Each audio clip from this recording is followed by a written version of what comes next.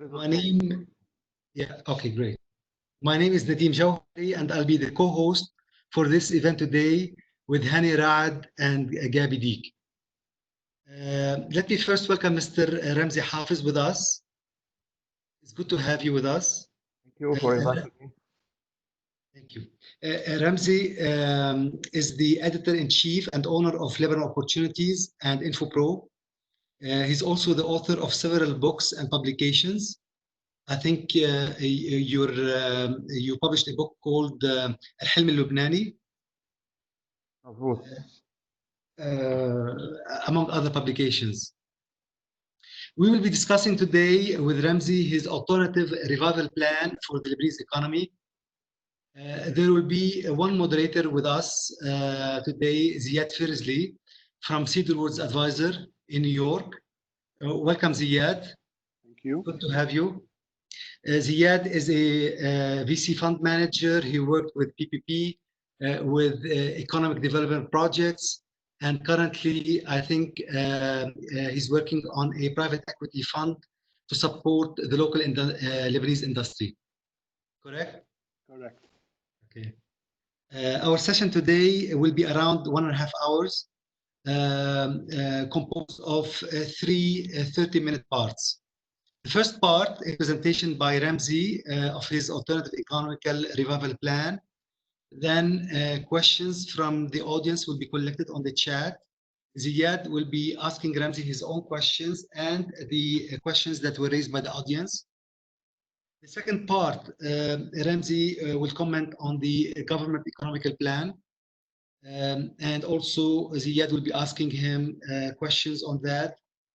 With questions raised by the audience on the chat box. The third part, we will open the floor to questions from the that raise their hands.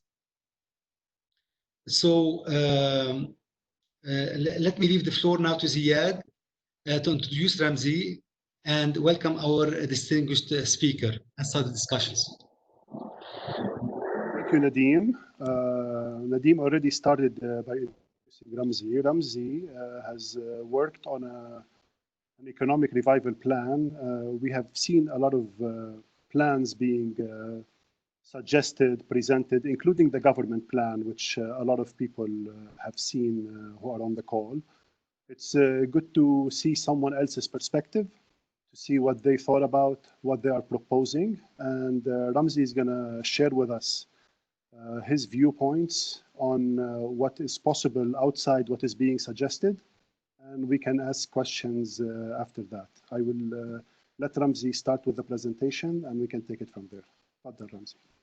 Thank you, Ziad. Thank you, everybody, for joining.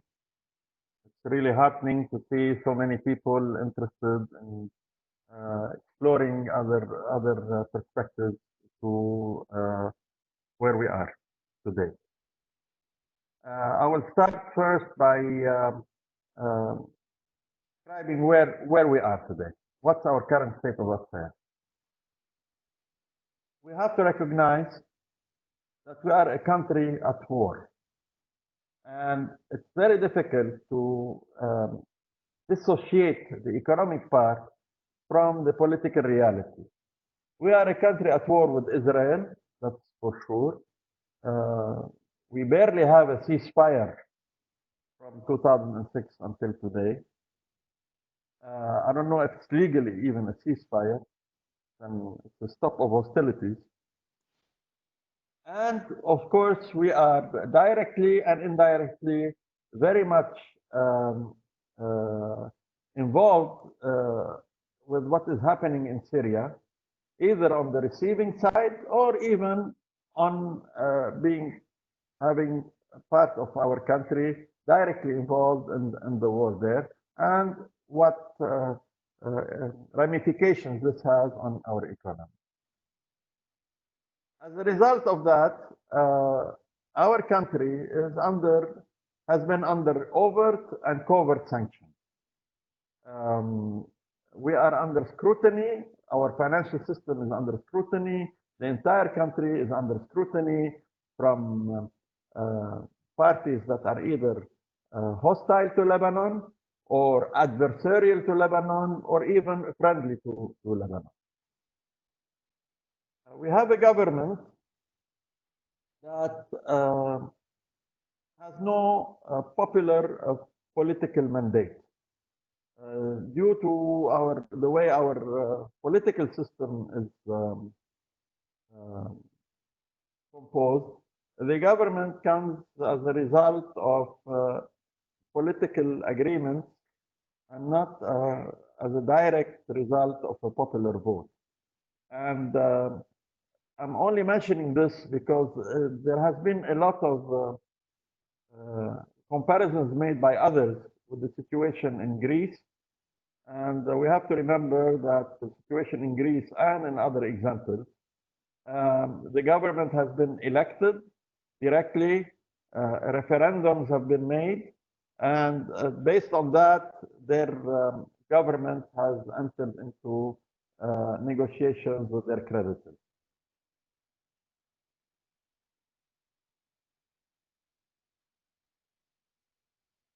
Finally,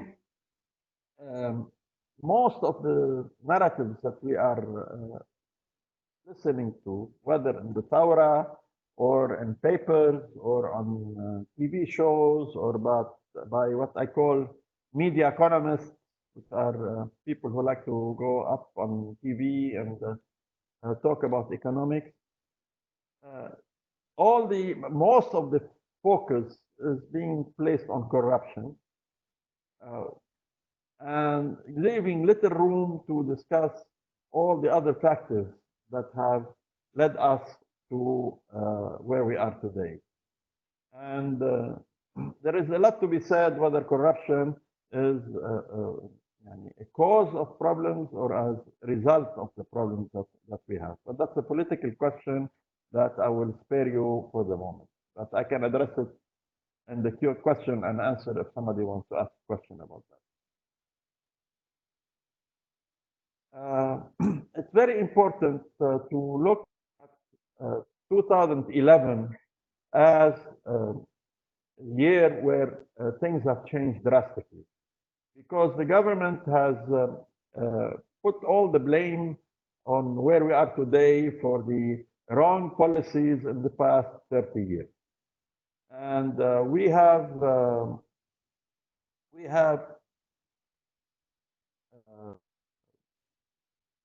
decided commonly, because it has been just repeated, that everything that has been done in the past 30 years was wrong. And our thesis is that many things in the past 30 years were right and many things were wrong. And we have to look at the resultant of these past 30 years. If we look at the years from 2011, which is the start of the Syrian war, or the problems in Syria until today, and compare this is 9 years, and if we compare them with the 9 years that were before that, and look at GDP, if you can look at the graph of GDP, we find that since 2011, our GDP have gone negatively, and if we compare it to the period before, very big difference. If we look at the growth of debt, also our debt has started growing much rapidly after 2011. If we look at the balance of payment, we had a positive balance of payment in the past, in the first 9 years, and then turned negative since the 2011 problem. And so it's very important to see that the world for us, for our economy, has changed completely since 2011. That doesn't justify that the economic policies before 2011 were positive. That's not what we're saying, but we're saying that we were able to sustain until 2011, even by using the wrong policies and even by having corruption and even by all of this, we were able to sustain our situation. After 2011, we lost control. There is also that Lebanon is living beyond its means, and therefore we have to reduce the living to adjust to the means. And our thesis is the opposite of that, is that no, we have to increase the means to meet our living. And we have always heard that we are a country that's being overtaxed.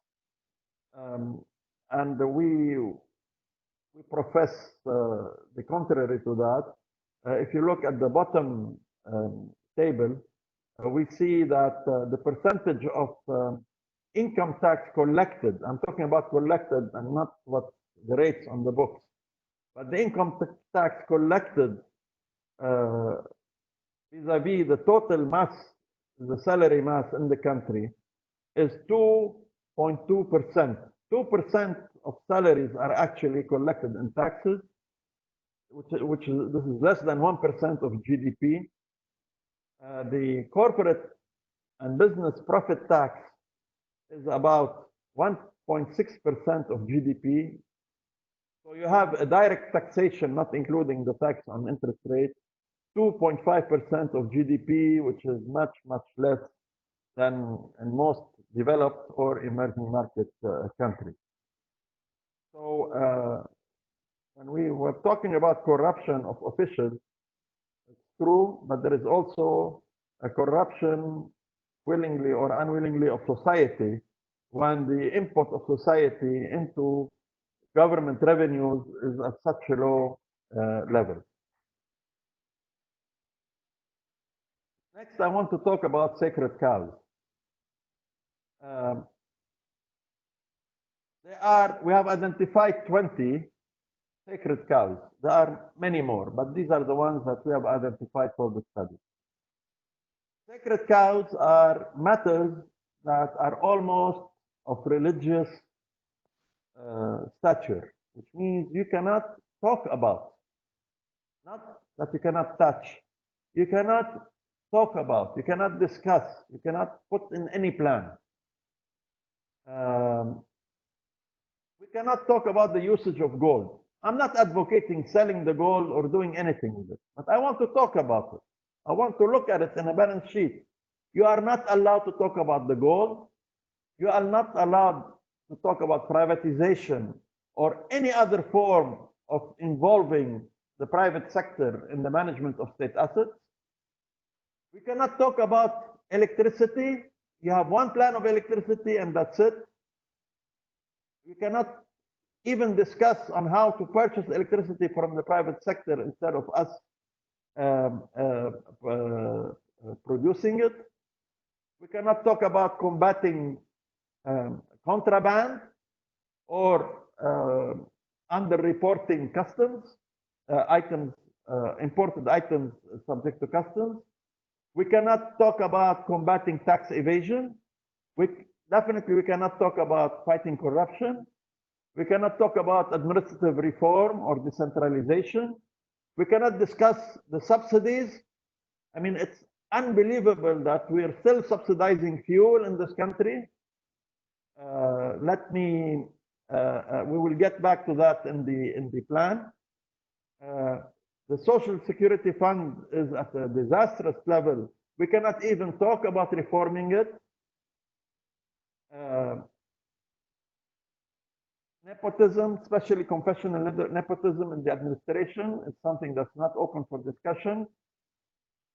We cannot even discuss, you know, the public sector employees get subsidies from the government to send their kids to private schools and to private hospitals. This is not open for discussion. We cannot discuss the pensions, especially of high-ranking officials and in the public sector and in the security forces. We cannot talk about transparency in contracting and procurement. We cannot even discuss how the public sector is doing its accounting on a cash basis. It doesn't use an accrual basis in its cash accounting, so we don't know really what's receivable and what's payable, etc. The central bank refuses to publish any additional details on its financial statement. It doesn't publish its profit and loss statement. That's also not open for discussion. The assets of the government, what are they? How much are they worth? There is no inventory, there is no valuation, and we cannot talk about it. The seashore and riverside public land, there is no accounting for this. There is no recognition of this asset. We cannot even talk about it.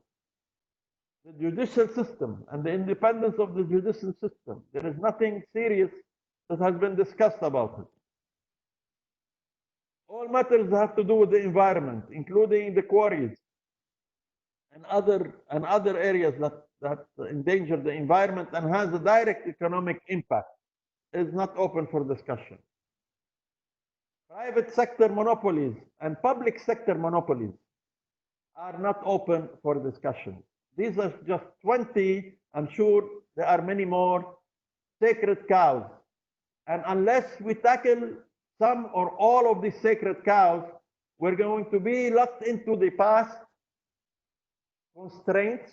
And if we don't break the past constraints, we're going to stay within this vicious circle and negative momentum. These items, we need to discuss them, and we need to break and slaughter as many sacred cows as possible.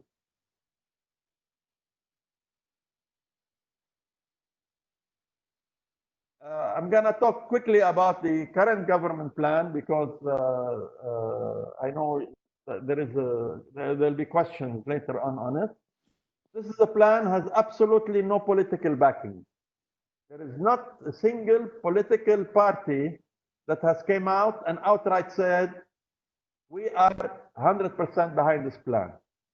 Even the parties that constitute the government or are behind the government, like Hezbollah and the popular, the Tayar Watani al-Hur, even them have many items to criticize this plan. There are no buy-in from stakeholders. You don't find one business group, not one labor organization that have come up in support of this plan. And obviously, there is no popular backing.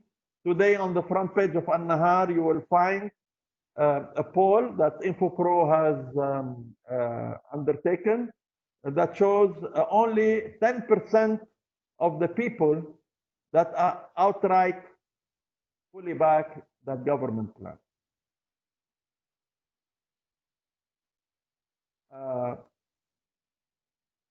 Now, 2 words about the IMF.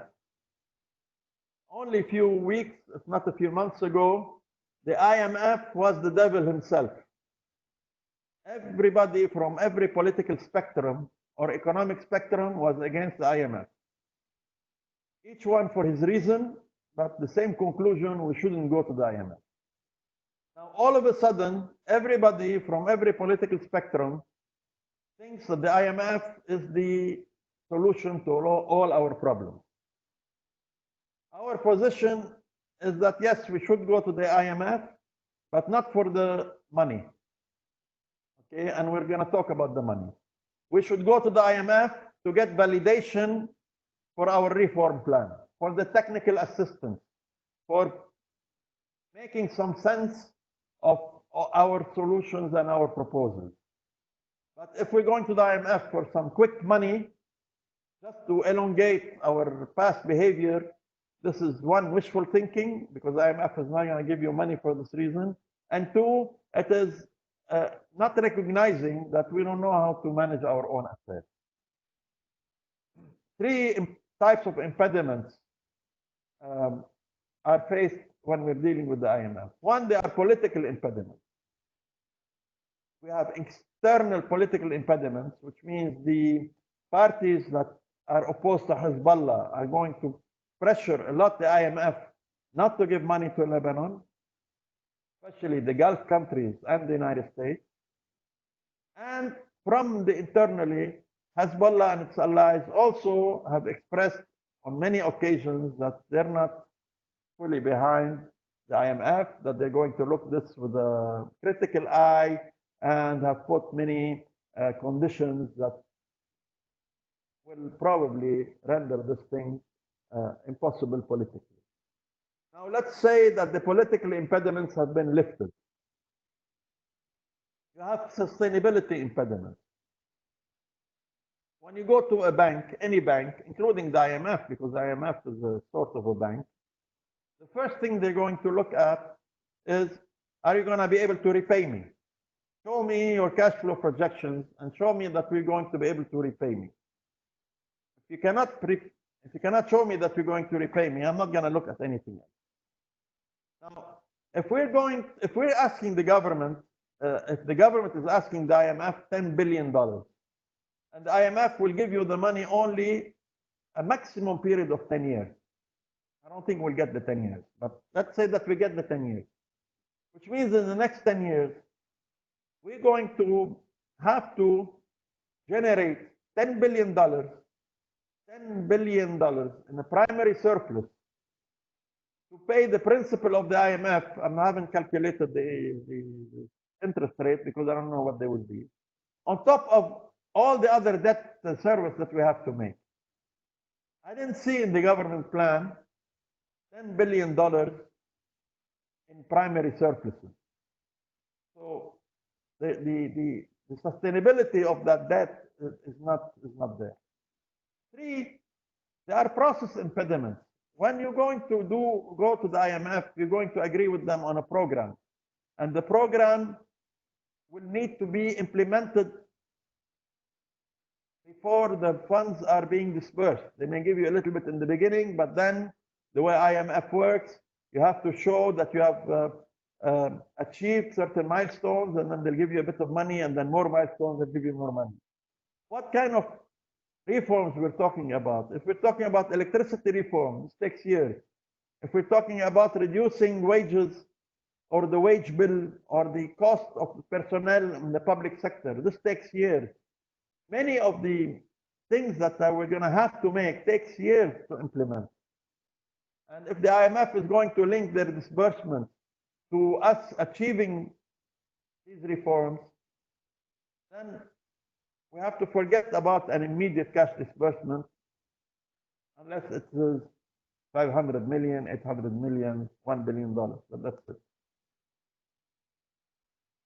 Now, the government in its plans wants to borrow $28 billion. 10 billion from the IMF, 11 billion from SADR, and 8 billion from the market. Today, our entire debt in foreign currency is 30 billion, which means that the government wants to double our foreign currency debt.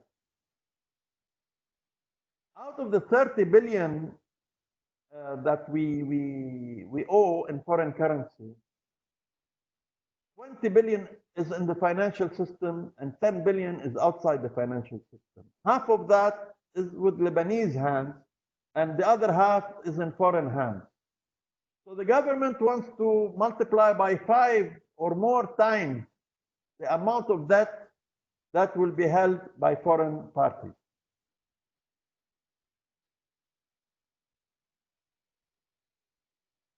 So again, also in looking at the government plan, there is no balance sheet. There are only liabilities. How can you look at things by looking only at the liabilities? And then at what exchange rate? You have many exchange rates in this plan. For example, when they are assessing the losses, and I put losses under between brackets because I don't agree with them as being classified as losses. They calculated the losses at 1,500. All the debt in lira has been converted to dollars at 1,500.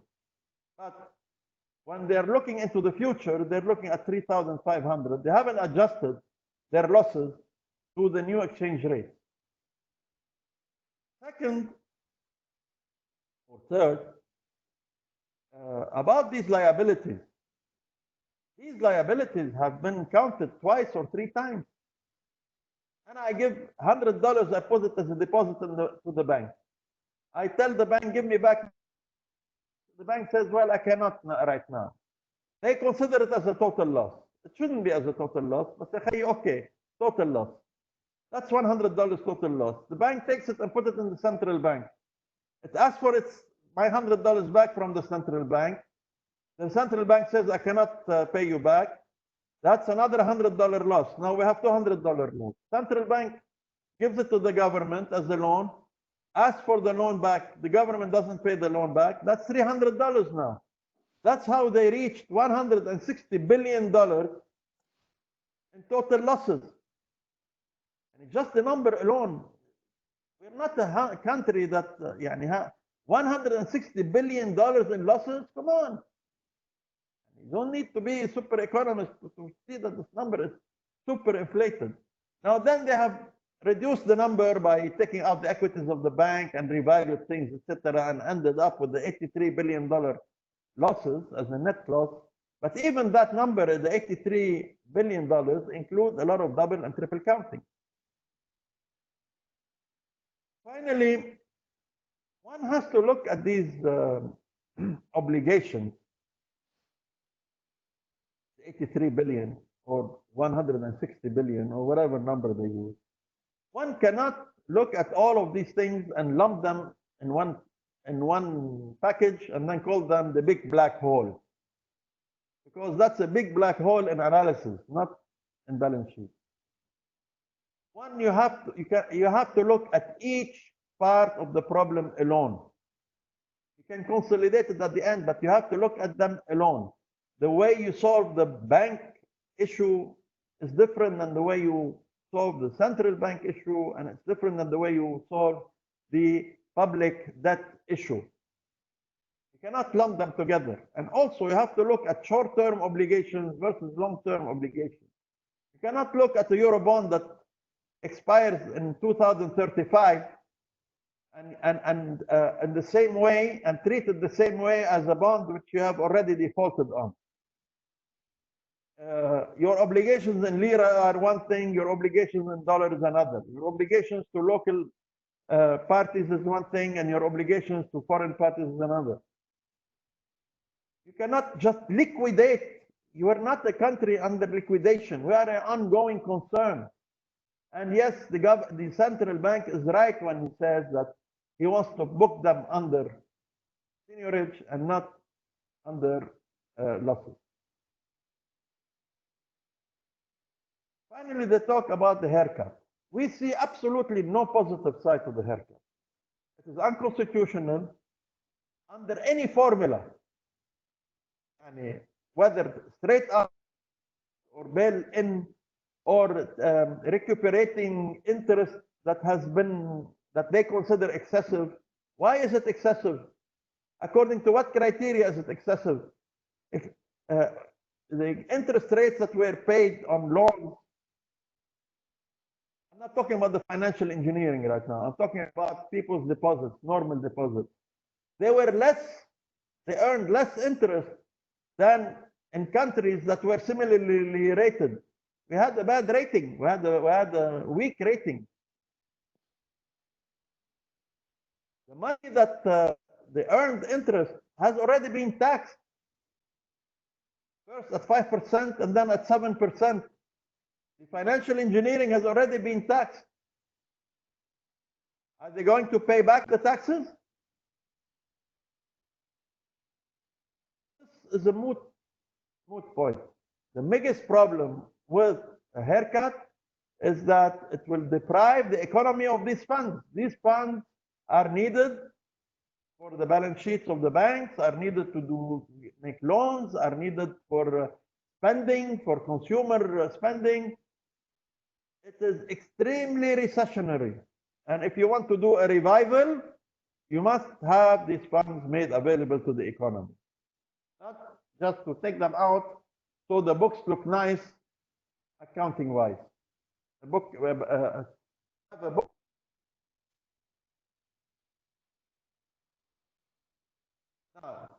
a lot has been said about stolen money and evaded money, and the government plan and other plans are dreaming of recuperating $10 billion, or I don't know which fantastical number.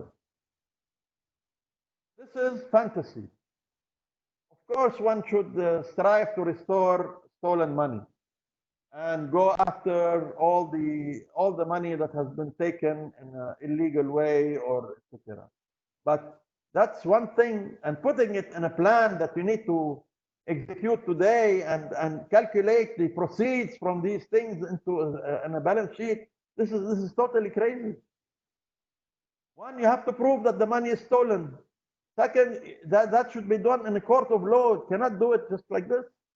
And then you have to convince the foreign countries where this money went to give them back. It is not true that these countries recognize, for example, Switzerland will not recognize our court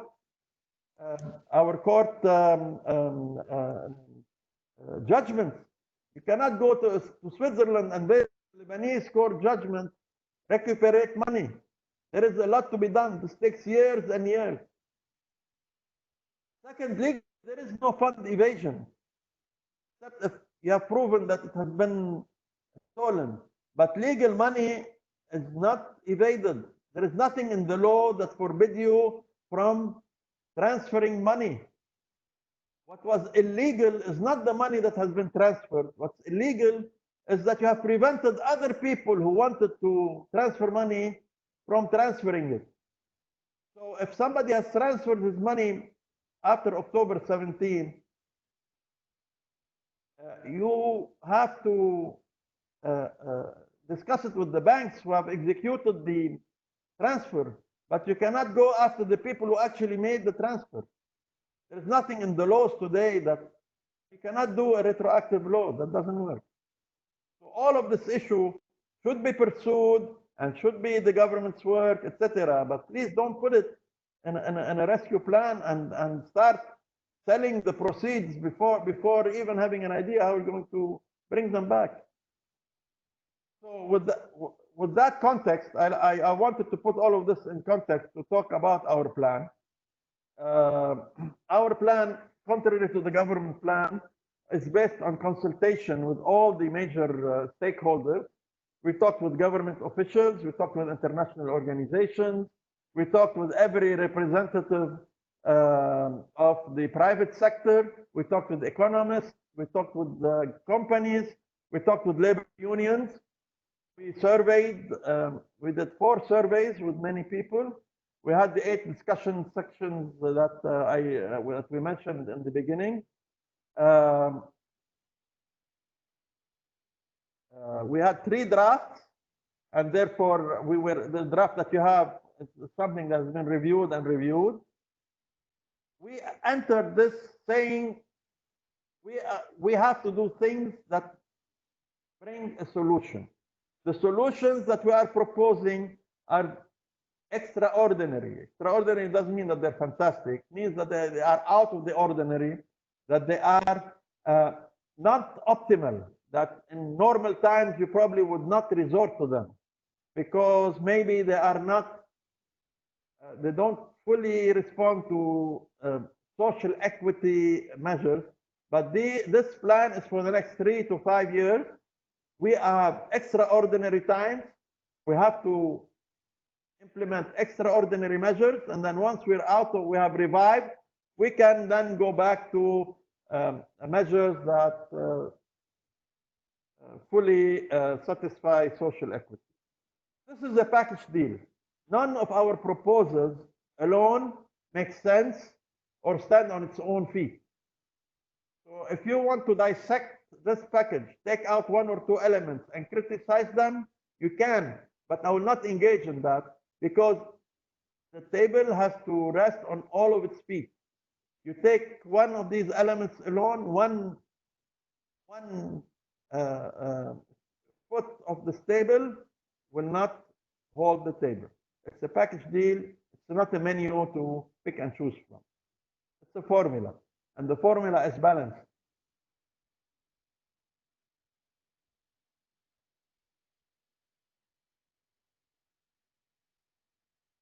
I'm having trouble with my here.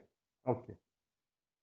The plan has more than 250 measures for the private sector, quick wins and long-term structural reforms for each sector. Read it. It's in the. I'm not going to go over each sector now because we're limited in time. But each sector will find what they need in terms of short-term and long-term. And one element that affects all the sectors, which is floating the currency. In the past, we were not with floating the currency. Right now, after the currency has floated by itself, we shouldn't try to counter that. No country in the world has prospered by going against the forces of the market. It is costly, and it is for the treasury, it is costly for the private sector. The market is much stronger than any measure that you can take against floating the currency. Second element, half of our debt, half of our problem is from electricity.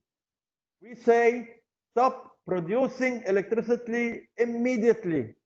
Shut down everything immediately. We cannot afford it. We don't know how to do it. And until such time where we know how to do it, just stop it. We are paying 20 cents per kilowatt hour right now. We're selling it at 2.8 cents tier up to 11 cents, the higher tier. We have high technical losses and we have poor revenue collection. We collect in lira, we pay for the fuel in dollars. Stop immediately. And let's go buy electricity immediately. We can buy electricity from Turkey at 7 cents. It takes 4 months to get the cable from Turkey to Lebanon, up to 7 cents, and then you pay 5.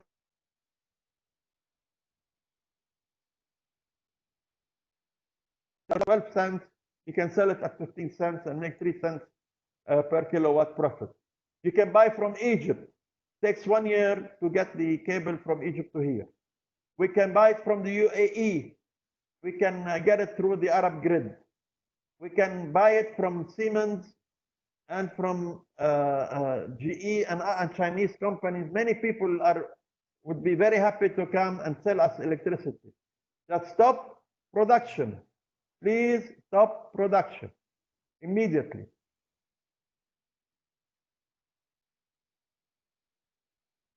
Now, let's talk about our debt structure. As mentioned earlier, our current debt is about $100 billion, about 91.5 billion official, and you have other debt that are owed to several parties. There is no real accounting for them, for hospitals, contractors, social security, etc. So I'm gonna look at it as $90 billion. 30 billion is in foreign currency and 60 billion is in lira.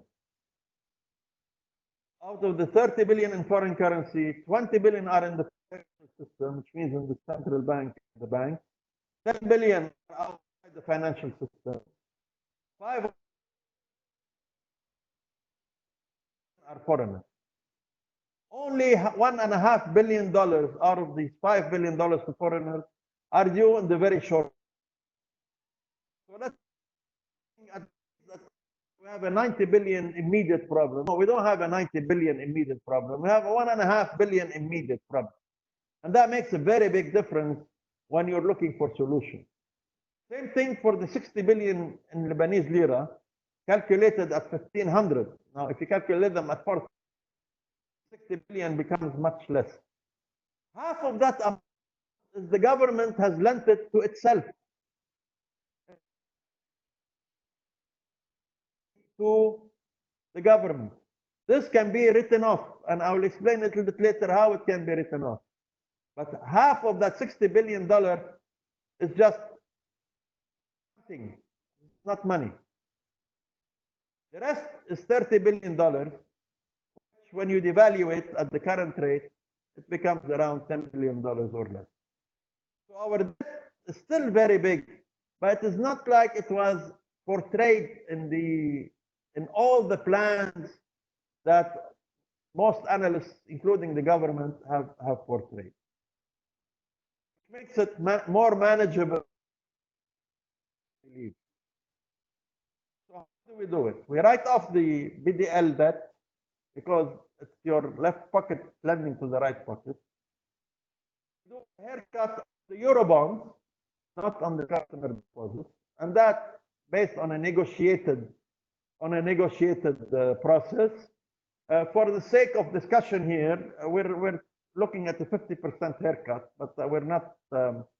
We don't justify it. We just put it just to show how can things be done.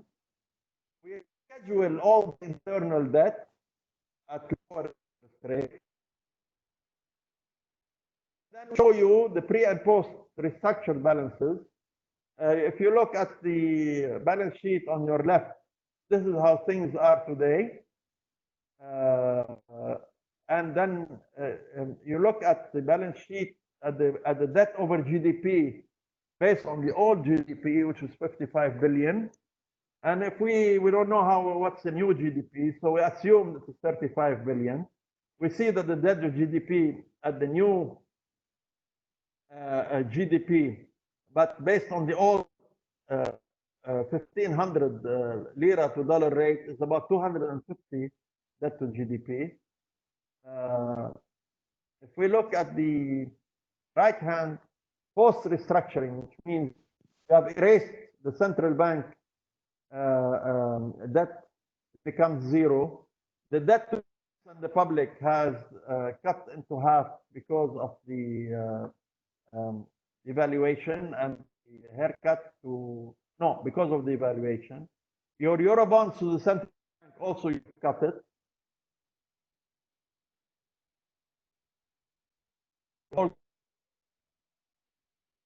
Negotiated, so it has been cut to half according to this model.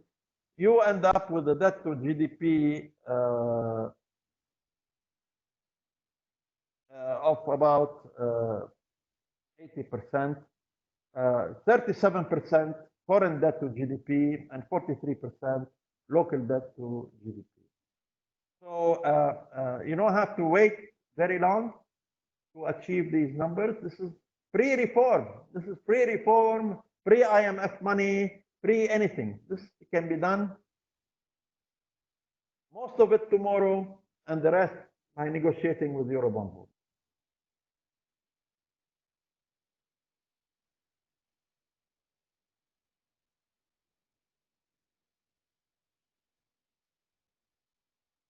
Now, we're looking at the public budget. Ramzi, maybe you want to go through the rest of it a bit more quickly, just given the time we have. Okay. It's very difficult today to do any projection on fiscal projections, because we don't know how much money the government is going to bring in. We're going to have much lower direct tax revenues. We're going to have much lower indirect tax revenues. We're going to have lower telecom taxes on all SMEs, because anyway they don't pay taxes.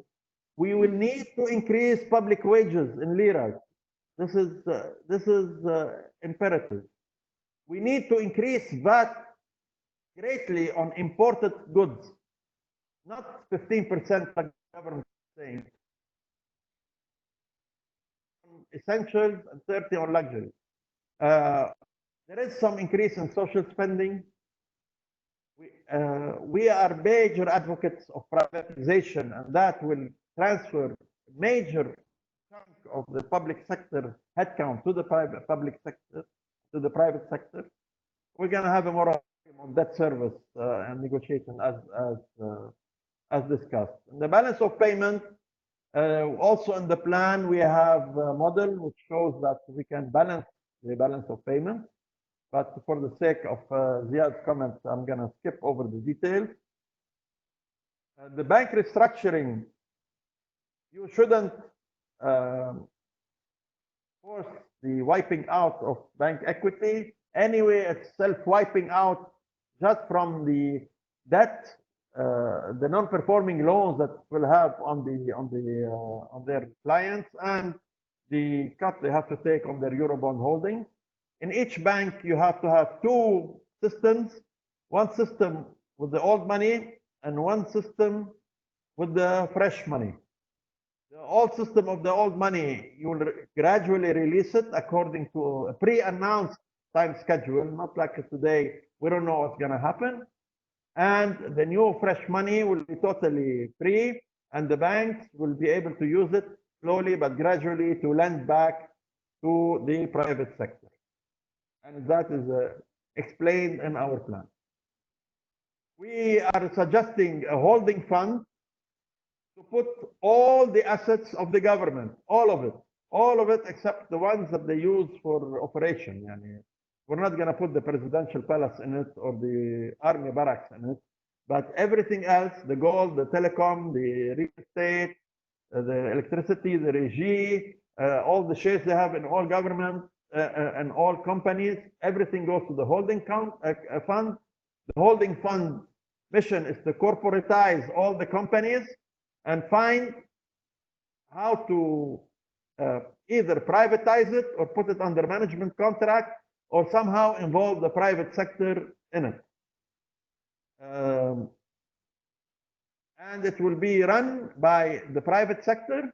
The board will have on it people like the IFC, the World Bank, the IMF, and also local stakeholders. This is very important. I need to spend just a little bit of time on the poor. You see, a lot of the government thinking and programs are to help the poor. Why do we have low electricity rates for the poor? Why we are subsidizing fuel is for the poor? Why we're subsidizing medicine for the poor? Why we're subsidizing wheat for the poor? Who's benefiting? The rich. The rich is also buying medicine at a subsidized rate. The rich and the businesses are being subsidized by fuel, by wheat, etc. The subsidy system that we have must end immediately because most of the subsidy is going to the non-poor. You create a direct subsidy system to the poor and sell everything at market rate and even tax it. We cannot keep buying fuel at a subsidized rate. This is crazy.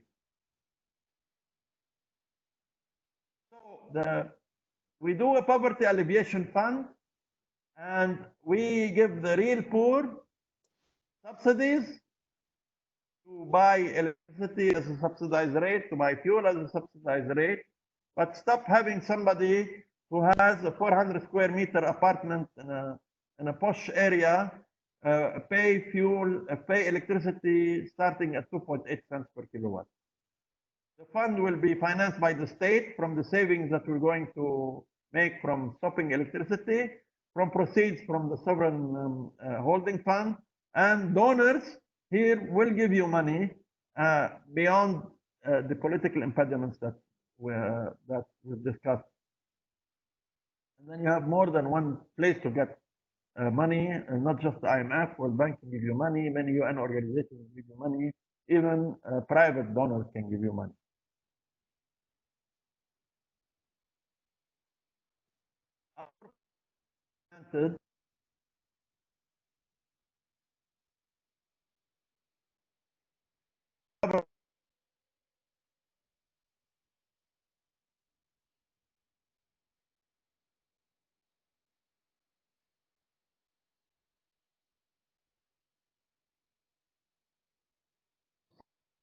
Whether it's civil society, business society, a bank, central bank, anybody was not part of making the plan.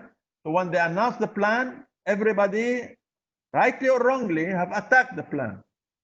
When you announce a plan, you need to announce it, maybe not full consensus, but majority backing. This plan that we have announced, if it is adopted by everybody who has supported it, we have more than 100 companies, big companies and economists that have endorsed our plan. This is the approach that needs to be used. We need to get people to endorse your work. This plan creates jobs because it looked first at how to revive the economy. Because even if you haircut all the money in the world and default on all debts in the world, if you have no plan to kickstart the economy, what do you do the next day? There is nothing that you can do. we cannot sustain any additional debt. I'm sorry to say that. It's not sustainable. Our plan has less debt, not more debt. Our plan has no haircut on the positive. And it reduces the size of government greatly by going through the numerous privatization and involving the private sector measures that are explained in the plan.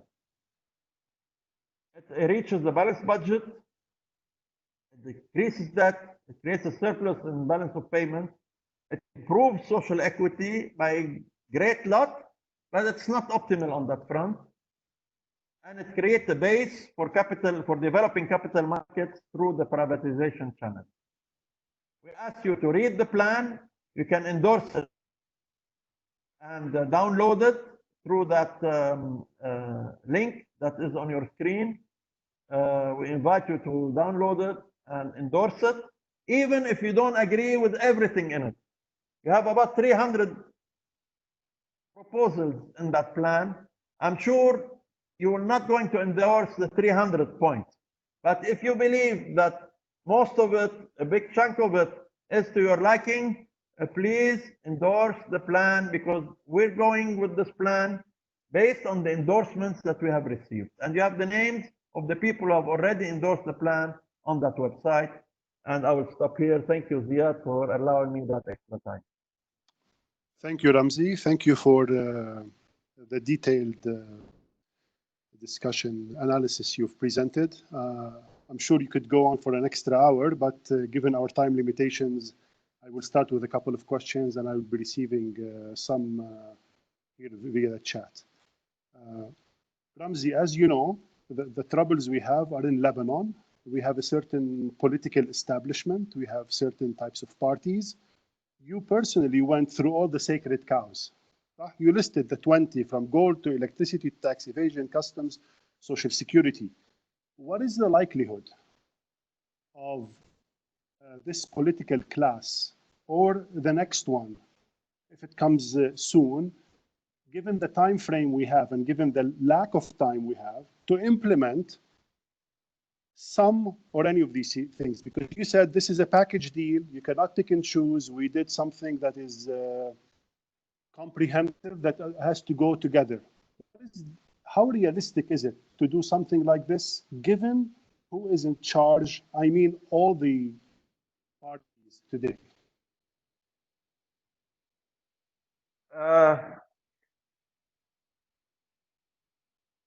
I don't know. I don't know how realistic it is. I can tell you that, one, it is more realistic than the plan that they are currently proposing. Okay. Second, if you asked me 6 months ago, how realistic do you think it will be to go to the IMF, I would have told you 0. And today they're going to the IMF. If enough parties rally behind our plan, then it will get heard.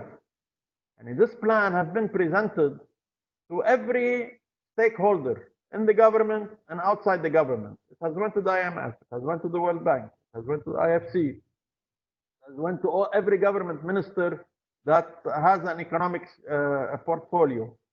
The Prime Minister, the President, the parliamentarians, the head of parliament, everybody has this plan in its hand. Have they read it? Have they understood it? Did they try? I don't know, I doubt it.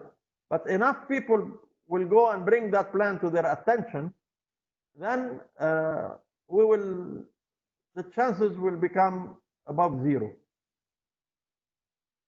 Okay. You mentioned the classic example of electricity. We can buy electricity, we can charge for it, cost us 12 cents. Today, we know that we're not collecting electricity from certain people. We know we're charging below our production cost. Something like this, how it is easy to suggest it, how easy is it to pull it off, given, I mean, it's almost a similar question, but this is such a straightforward case where it is very simple. Alpha and NTC collect every bill. So it has been proven that if a private sector entity controls the electricity, you will not have a problem with collection. You will have also a problem of you will also be able to solve a lot of the distribution problems. And the worst case scenario is much better than today. Okay. So I will ask a question that probably is on the mind of a lot of people here. Is in your proposal, two things. What is the proposed, let's say, capital control that you would put in the system? And when do people, can they expect to get, let's call it, their old money back over what time frame in the plan you have put together? Yeah, in the plan we have done a simulation that on how this can be done. But since nobody has access to the real information, you can only do a simulation. Our simulation show that in the next 2 years, the money will remain controlled. And then as the central bank starts releasing funds to the banks will be able to release funds to the depositors. Now, if you don't have privatization and you didn't cut the debt and you didn't do all the other things, this will not be possible. So just alone, it is not possible. But if you are able to, let's say, find a way with the gold and privatization, and you have foreign reserves today. You have 20 billion foreign reserves, and you have 16 billion in gold. That's $36 billion. That's 100% GDP. No country in the world has foreign reserves that is equivalent to its GDP. But if we decide that we don't have gold because we don't want to talk about it, and we don't want to sell the telecom because we don't want to talk about it, etc., then we put ourselves in the impossible situation where we're in today. But once we put all of these things, and once confidence comes back, then it will be much easier to release, to find the funds and release the bank deposit. But we will never be able to release old money deposits with the environment of today, which is total lack of confidence. Okay. Can you elaborate on the proposal for writing off the internal debt? The one you said, we can do something very quickly today, yes, without reforms that will improve our, yes, fiscal, monetary position right away. What is that, and who takes the hit on the different sides? Okay. 1/3 of the debt is held by the central bank, equivalent 45 trillion liras, which is about $30 billion at 1500, and about $5.7 billion in Eurobonds. This is, the government owes the central bank. The operation that we have suggested is that for the central bank to forgive the government that debt. The question comes, what's the double entry? So what's the opposing entry? Contre-écriture. There are 5 or 6 different ways that you can do that. The first way is they just create money. You print the equivalent amount, print electronically. The first reaction of people is that, no, this is very bad because it creates inflation and devaluation, etc. In reality, this is not true, because printing money has an inflationary effect or a devaluation effect only when it goes to the market. When it stays in the coffers of the central bank, it doesn't have any impact. And that money, you already paid that price. You loaned that money to the government, so you've created that money. The money, the government has spent that money, so that money is already in the market. It is just an accounting entry. And central bank has the luxury that nobody else has, which is you can create your own money. So that's one way to do it. If you don't want to do it this way, you put it against future earnings. A normal bank cannot do that. A central bank can do that. You can even book it as a loss. You can even book it as a loss. Central banks, contrary to normal banks, can operate with negative equity. There is nothing wrong with the central bank operating with negative equity. So you can put them under other assets. You can put them under other liabilities. There are many different ways. We've studied this thing with the IMF. We studied this thing with the auditors of the central bank. We studied these things with other banking experts, and they've all verified, validated the soundness of that proposal. So yes, you can do it. Yes, you can, without taking it from deposits. You can also take it from deposits.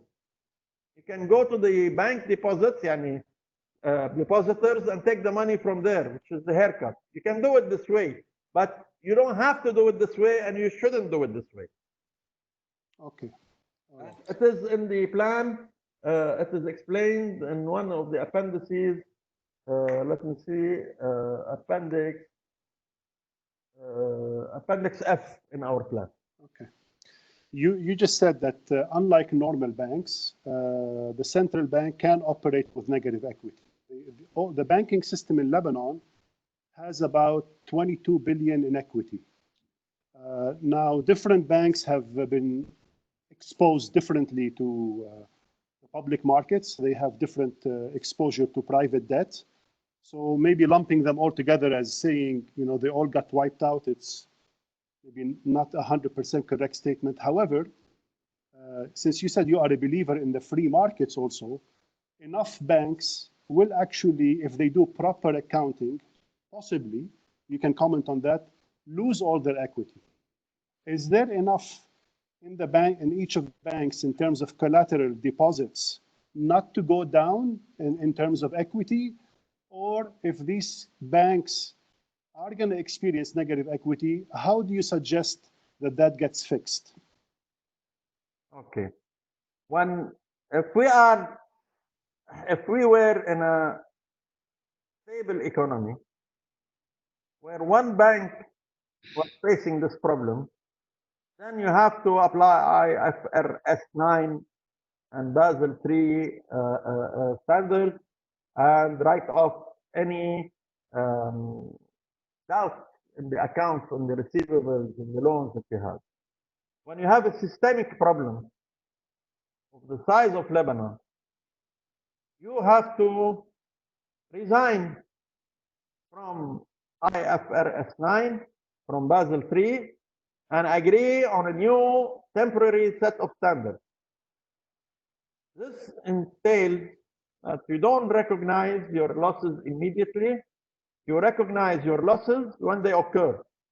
So if you have a Euro bond that expires in 2035, if this was only a single bank, then you'll have to write it off immediately or write off 80% of its value, because today it's trading at 20 cents on the dollar. But since that Euro bond is not going to lose its value until 2035, then you can keep it today on your books at the face value, on its face value, because it's a systemic problem, and until there is a resolution to the issue of Eurobond, there is no need to discount it immediately today, especially that you are controlling the deposits. So you have if you do the debt restructuring you talked about, the quick fix, let's call it, what would the state of the banks look like from that small exercise? What will they take a hit? 15 billion, 10 more? Zero. Just because you're not recognizing losses until they occur. No, that's a completely separate issue. What we have proposed is that the debt of the government, the debt of central bank to the government, be wiped out. So you take 30 billion of Understood. side will But you also guarantee. had something else in the plan which talks about the private banks also, because when you do the negotiation for the Eurobonds and for the Lebanese denominated bonds, you end up with a different value, and you said you're going to take a 50% haircut on that will have to go. That will have to go into the bank's balance sheet. That's for sure. But يعني, these are future losses. So you will not take the hit right away. You will take it as the bond payments show up. Yeah, listen. Today you have this bank equity of about $22 billion, as you said, and you have zero chance of increasing the equity today. They are delusional when they say they want to force bank shareholders to increase their equity. This is delusional. This is fantastic. They would rather lose their banks than put in more money under this environment. Okay. Once you restore confidence, then you'll be able to recapitalize the banks. And slowly and surely, then you start recognizing these losses because you have a positive outlook. But today, when you have a weak government that is trying to act tough and wants to put people in jail and wants to do witch hunting and go after certain people and not others, nobody in his right mind is going to increase the capital of the banking system. Not like you have another choice from what we are proposing. You don't. Okay. You have a better choice.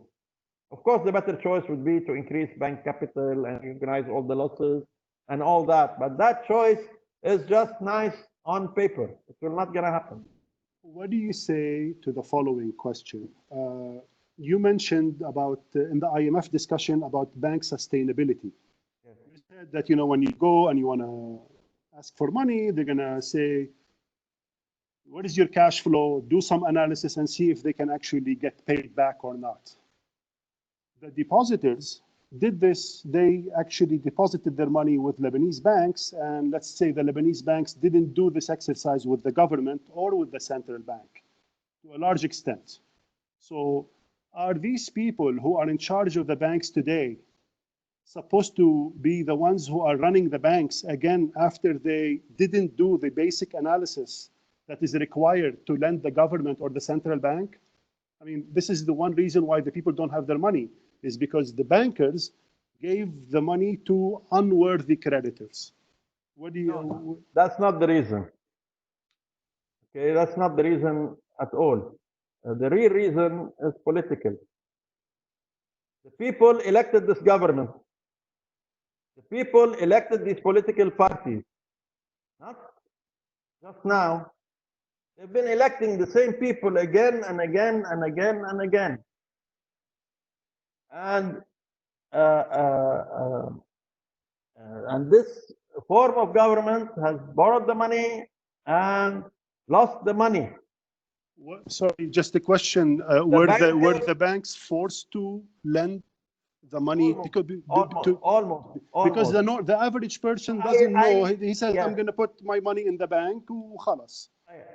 Singling out the banking system is the narrative that the political class is using to put the blame somewhere else. Are the bankers to blame and the central bank is to blame, etc.? Yeah, of course they are to blame, but they are, they come at the end of the line. Ahead of the line is the 2011 problem, is doing things militarily and politically that prevented Arab aid from coming to Lebanon, Arab tourists to come to Lebanon, Arab investments to come to Lebanon. This is where we had the biggest problem.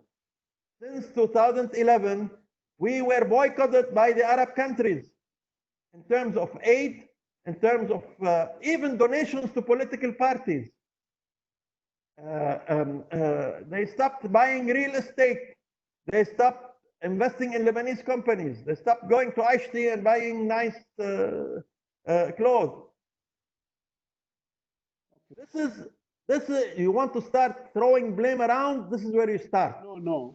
I'm asking the question from the point of a depositor, the basic depositor. If the bank has put his money in the central bank, this is not a sin. Bad judgment, maybe, but not a sin. If the central bank has put its money in the government, it's bad judgment, but it is not a sin. But starting wars with neighboring countries is a sin. Disrupting our relationships with the Gulf countries is a sin. Okay, so I'm gonna ask one last question, and then I'm gonna open it up to the audience, so maybe they can ask with their own voice about the sovereign wealth fund, or however you called it, the asset management fund. Yeah. How do you realistically put that together? Get the politicians away from it, get it to be a properly functioning fund or asset management firm, and against which models did you benchmark this, or what did you look at as a comparison for Lebanon? Okay. And then I'll open it up to some questions. Okay. In our plan, we have suggested that a steering committee be formed from the donor countries. There is already such a steering committee that was decided during the SADR conference to oversee the SADR program. We can use that same steering committee or create a mirror image of it. And that steering committee will oversee the entire reform program of Lebanon. Will oversee our plan, if they adopt our plan, or another plan if they adopt another plan. And it is that steering committee that will ensure that holding fund is structured properly, and that things happen in it according to its mission and its vision, and according to best practice. There is a lot about privatization that we don't have time to discuss, but I'll open a small parenthesis here to say that when we talk about privatization, means dedicating the biggest portion of it to the public ownership, major public ownership, not to be in the hands of a few. And we have a proposal where you have a strategic operator that will operate this thing for 7 years, and that will have to his share, the share of the strategic partner, to put it back into the stock market. Okay. So, that's to that. Yeah. I will see if Nadeem has people who are raising their hands who want to ask questions directly to Ramzi. Go ahead. If not, I can still try to take questions from the chat. Well, actually, there are a lot of questions on the floor. Before we add the audience with us on the call, let me run them quickly. Is SADR money still out there? SADR money is still out there. SADR money was never out there. SADR is just a pledge to help. So the cash is not you don't have $11 billion waiting for you in a bank account. That money is not to be used for treasury operations. There are a number of projects, infrastructure projects, that you will need to go to SADR, to the steering committee, on a project by project basis. You say, I want to build this highway from here to there with its feasibility study, and then they'll approve the money. Part of the money has to come from us. So if that highway costs, I don't know, $50 million, we will have to come up with $10 million, which today we don't have, and they will have to come up with the rest. So the SADR money is earmarked only for infrastructure, and it will not happen if we don't get into a phase with positive confidence. This is assuming that politically SADR is still there. Big question mark. Okay. Another question, in specific and concerning the sovereign wealth fund, how can we immunize this from political competition and confessionalism? I think I already answered that question by putting it in the hand of the steering committee, international steering committee. I have a question on that one, Ramzi. How much do you, in your exercise, value the state assets that would go into the fund, either today or in 3 years from now, and what percentage of these assets do you think will go towards the private sector versus still be maintained by the government? None will stay with the government per se, it will stay with the fund. Okay. What percent ownership will be still by the public sector? That's a technical question. I don't know. I don't know how much will be in the fund because there is no inventory of assets or anything. We have done back of the envelope calculation, and what we found is about $120 billion worth of assets. And I think that number is even less than what's out there.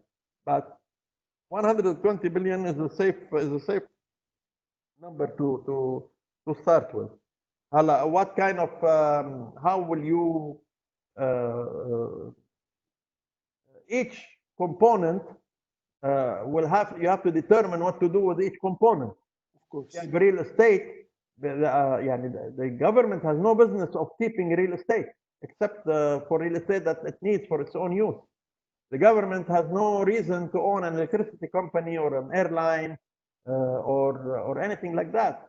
So a lot of it, we also advocate for the government to ask the private sector to run the education system and the healthcare system, which means that you have, in the education system alone, you have 40,000 people employed. Most of them are teachers. If these go to the private sector, these people will get better salaries, will get training, they'll give a better level of education, and they will get off the government's back. This is very important, the education system.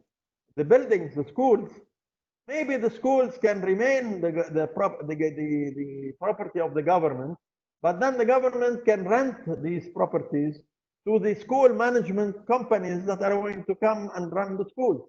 So instead of having unproductive, run-down buildings, the management companies of schools can come and it's like a hotel. They can own or run the schools, rehabilitate them on a BOT scheme or some other scheme.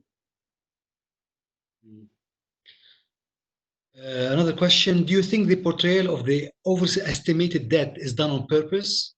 What would stand against the central bank writing off in reality? A quick win. I wish it was done on purpose. I wish it was done on purpose. I think it was done out of incompetence. However, there is a conflict of interest having Lazar working on this. I think it's a big foul that the government has made to ask Lazar to work on this. Lazar was hired to negotiate with Eurobond holders. It was not hired to put down the government plan. There is a conflict of interest because Lazar theoretically had more interest to glorify the problem, to make it much bigger, to amplify, to exaggerate the problem for many reasons. I don't think we have time today to go into them, but that's the result of it. But almost nobody that has participated in putting this plan together has gone and done the same, had previous experience in other countries doing this. Maybe you have 1 or 2 people from the entire team that work with the IMF or other organizations, at least public finance in other countries. Ramzi, one of the questions is, has this plan been updated for the corona situation today, or it doesn't take the current physical situation into account? No, of course, it has not because been. We're not moving around, we're not doing anything, we can't leave. We haven't done anything around Corona because the Corona is still happening and there are no figures out of Corona.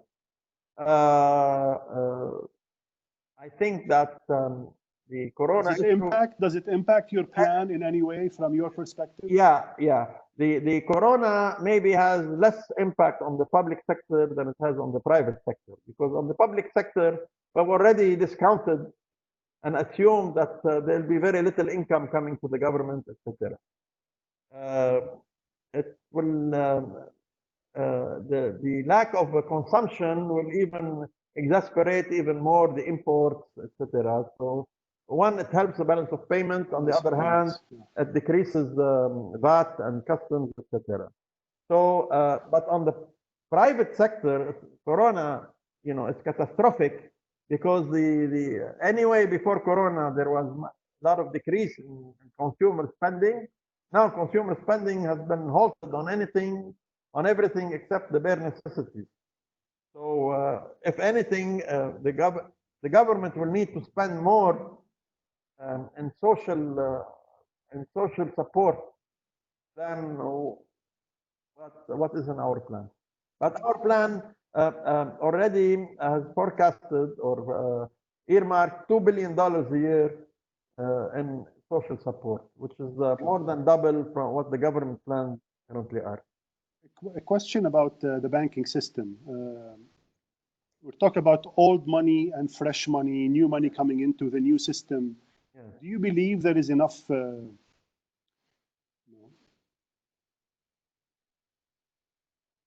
the new system? Do people believe enough in the new system? Do they trust the new system enough that is, from their perspective, holding the old money to bring money into the new system? I understand today we have fresh money. Somebody probably wants to transfer money into the country. If it's, $10,000, they'll probably run and take it out right away. Is there a real way to recapitalize or to increase deposits again, realistically, given the lack of confidence in the system? Yeah, definitely, yes.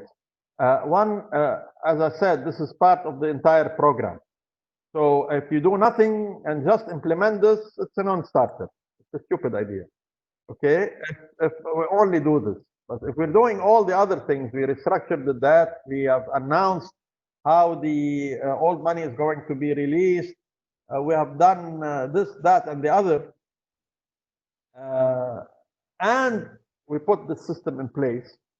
It will take a very slow start, but slowly. I mean, people need banks. You cannot keep hoarding cash at home. Businesses will start using the banks. We have remittances. These remittances will not stop. Maybe they will decrease in value, but they will not stop. At first, people will withdraw the money immediately, and then little by little, they need to keep some money in the bank to pay their bills, etc.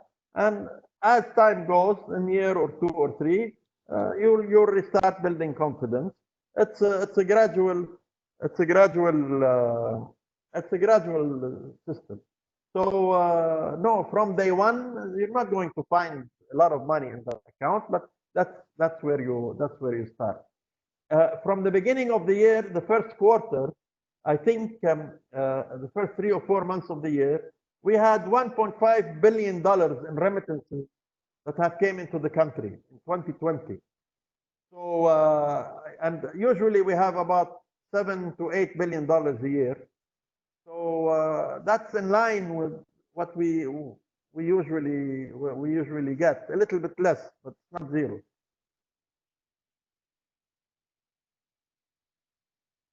Any questions? I have a question from Fuad. Bawarshi, Fuad, you can. Yeah, Fuad, are you still with us?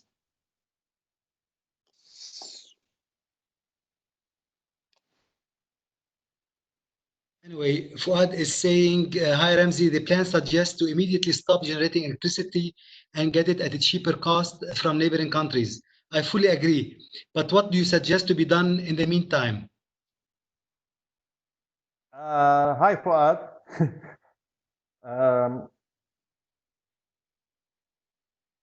Yeah, of course, when you say immediately, it doesn't have to be tomorrow morning. But if you want to start tomorrow morning, you depend on the generator. I don't think the generators have a capacity to run 24 hours and service the entire country. But we will have to either find an interim period where we have to suffer and not have electricity 24 hours. So today we do have electricity 24 hours, just not from the government. Or we delay that stoppage for 4 or 5 months until we get that line of electricity from Turkey. Or we can do half-half. Let's first agree, let the officials agree on the principle that we want to stop producing electricity. Then we will find ways to do that.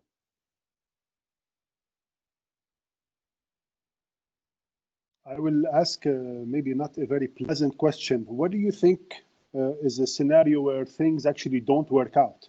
What do you think happens in Lebanon? We are in going like 6 months down the road, where these reforms are not happening. There is still, for some reason, political bickering. They don't agree on certain measures. What is the situation? I mean, are you talking Somalia versus Venezuela versus a combo? I mean, this is with respect to people from all places. Yeah. This is the most likely scenario, Riyadh, that nothing will happen. Okay? An even worse scenario is that a few things would randomly happen. So one central bank circular from here, one government action from there, one this here, one this there, and that even making the situation even worse. I don't know. I don't like when they say the Somalia or the Venezuela or these comparisons. I think it's a waste of time. The best comparison is Lebanon during the Civil War. Lebanon during the Civil War had a semblance of a banking system, and then it was a cash society, and people managed somehow. It wasn't very good, but it wasn't catastrophic. I think we're going towards that. We will find a way to import material. Things will be more expensive.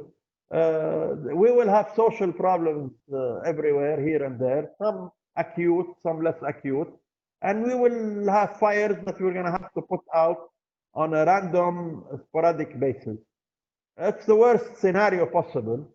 But I don't think that apocalypse now, as sometimes is being portrayed, unless there is a political intention for apocalypse now. Unless a political intention of letting the security situation out of control. But the current political forces are capable of keeping the security issue under control. They are capable of putting out big fires. The next 6 months, year, even 2 years, 3 years. I'm not worried about that if from a political will, if the political will is there.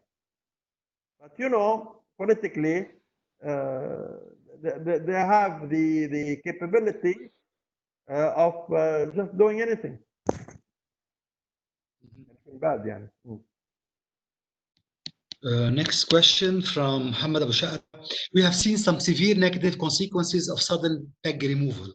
What are the necessary procedures which the government should take while removing the peg on the lira? And I will add one question to that. What do you think will happen to the state as an employer once you remove the peg and the people's salaries actually are in dollars? Please. Again, if you just remove the peg as a standalone measure, damn you if you do, and damn you if you don't.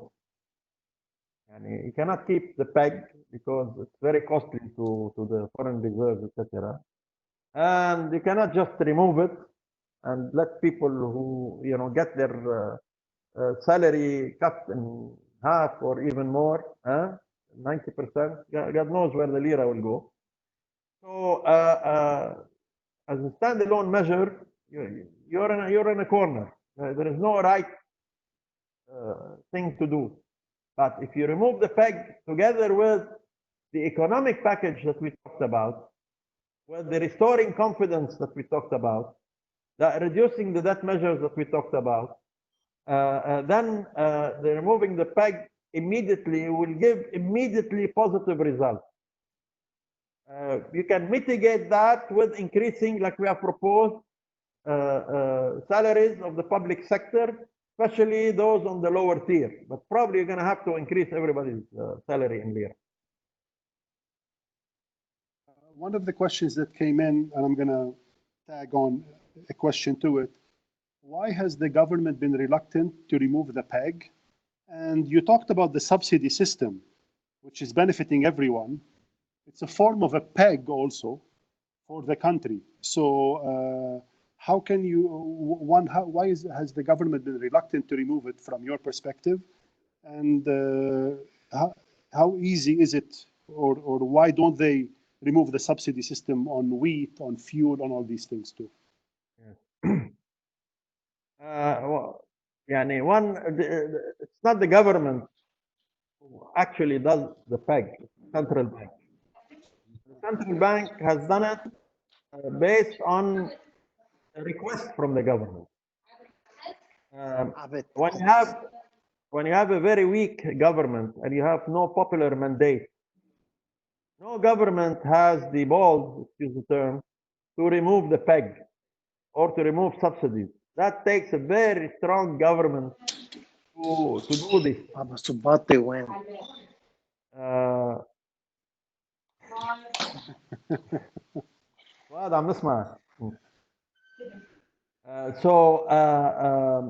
the decision to remove the peg alone, as I said, is not a wise decision. And the decision to keep the peg is also not a wise decision if you're doing it independently from an overall plan. So the reason is that nobody's strong enough to do anything about it. It's a political. The answer is political, not financial. Same thing for the subsidies. And they tried before to put 5,000 liras on the fuel, and the entire country went up in protest for just 5,000 liras on the fuel. So the poor have demonstrated to protect the privileges of the rich. It's weird, but that's the way it is. Yeah. A question came in about saying that many economists have said that the depositors' money has vanished from banks. I'm reading the question. Do you agree with that? What do you think actually happened to these deposits, and how long? And I think you kind of talked about it a bit earlier. Do you think it will take for people to possibly see their money back?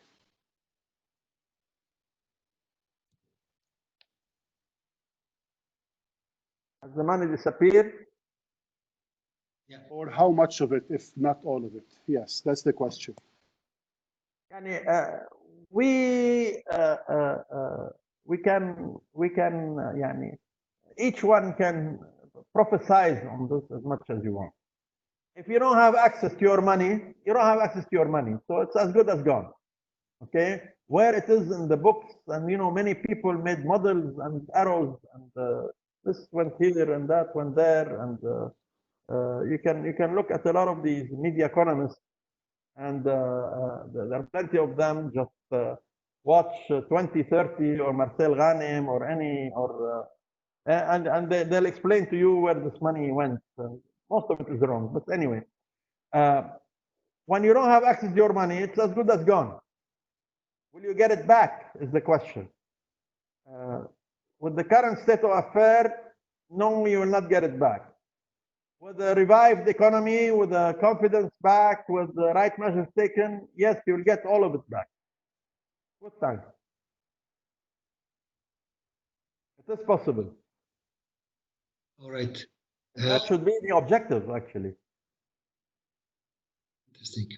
I have two questions or comments from Kamal Shhadi. He says hello, excellent job. There will be no IMF program nor agreement with creditors if we avoid privatization and many of these sacred cows. Please elaborate on the restructuring of the banking sector that's required. It has to be on a case-by-case, but high level. This is the first question, and the second one is that the biggest challenge for any government is to control its borders. Until we do, we are not worthy and we will not get any support. How do we get the one remaining armed militia to desist and make way for the Lebanese armed forces? Tough questions. Okay, I agree with every word that Kamal has said. I have nothing to add. It's all in our plan anyway. The banking sector will have to restructure also on a case-by-case basis, but also you need to give it the legal framework that will allow it to do that. You need to give it the regulation that will allow it to do that. And as it was very successful in the past, the banking sector can become very successful in the future because it already has all the infrastructure, all the know-how, the branches, the software systems, the credit granting procedures, everything. Okay, we know how to do it. All what we need is a capital. Okay, once the confidence is regained, there are many different ways of restructuring the banking sector. And if you have no confidence, you cannot restructure the banking system in any way. And this crazy idea that they have 5 banking licenses that the government wants to give I don't know where they got this idea from, where they want $200 million capital for each banking license. One, it's a very small capital. Two, on one hand, they tell you the sector is overbanked. On the other hand, they want to issue more licenses. But where is the money going to come from? It's a matter of confidence. You have confidence, the banking system that we have will auto restructure and will be good. You don't have confidence, no scheme or gimmick or Mickey Mousery you can do will help get this banking sector back on its feet. On the question of controlling borders, absolutely, 100%. One, we export the wrong stuff. We export militias. We export rockets. We export fighters. We export bad relations with other countries. We have to stop that export. We import the wrong stuff also similar to what we export. It is a political question. I don't know how to control Hezbollah. We have to have another political discussion on that. I don't want to cloud that discussion with my political views on Hezbollah because I want also those who are pro-Hezbollah to endorse my plan. Okay? And if I say too many things against Hezbollah, they're not going to endorse my plan. They're going to take it very personal. I want to build a country with these people. I want to share the good and the bad of this country with these people because they are Lebanese like me. I don't want to, in this context, open a fight with them. But everybody who knows me know where I stand on that issue. We have a question from Maha Jmail. Maha, go ahead. Part of my question. What are the chances? I see that you have a lot of names. I read some of your plan, and I see that you have some very well-known names who helped you in this plan. So, what are the chances that you will be endorsed? Especially that you are saying that this is a one-package plan. You cannot divide it into or take part of it. So it is hard to have like a unanimous acceptance of such a plan. Also, again, you just said it, politically, will you be able to break this political wall when you're offering such an one package plan? And do you have any endorsement already? When you ask, do you have any endorsement, you mean from people or from the government? No, from government, from people that can take this plan into execution. Yes. Thank you for the question, Maha. It's a good question. You know, to change the way we do things, we recognize that it's not something that we can do overnight and with a magic wand. There is a lot of lobbying that we need to do, and we have to convince first the people who think like us before we go and convince the people whose interests will be hurt by this plan. Right now, I'm at the first stage, which is try to find like-minded people who will believe in that plan. Yani, for example, it took me several months of convincing until I was able to convince like-minded people of the feasibility of canceling out the debt, the central bank debt to the government. But we got there, and now we have many people who endorse that. The plan, the overall plan, has been already endorsed by more than 100 large company and economists. These are on the record, and you can go on our website and you can read their names. Our objective is to get, of course, many more than that.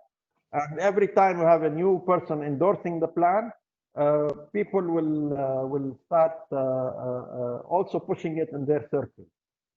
We had, for example, Marwan Skandar, the economist, prominent economist, who have written an article in An-Nahar